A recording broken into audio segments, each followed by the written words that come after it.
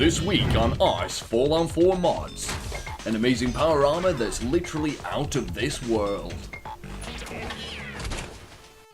Hey there and welcome to this week's Fallout 4 mod showcase. As you can see, this isn't going to be one of your run-of-the-mill type reviews. Why? Because I live here now, that's why.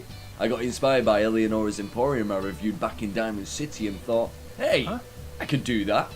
So I ended up finding this place called the Nuka-Cola Transit Hub and set up shop in the old garage.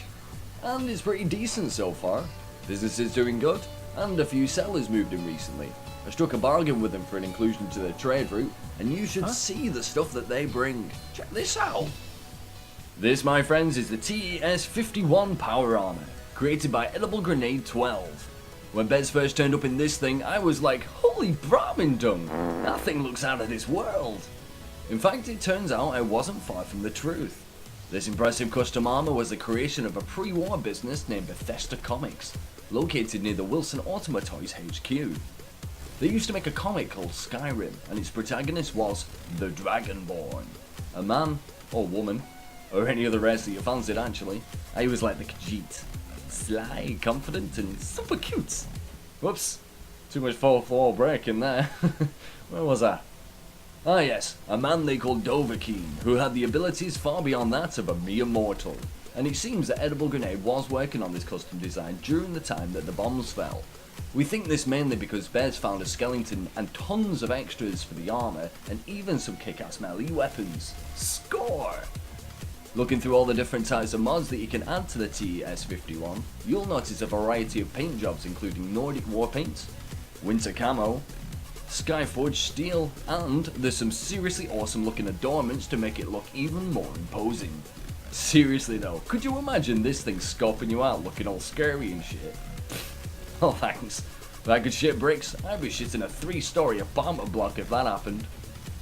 Apart from its dominating presence and kick-ass extras, the weapons that were found with it are just as impressive.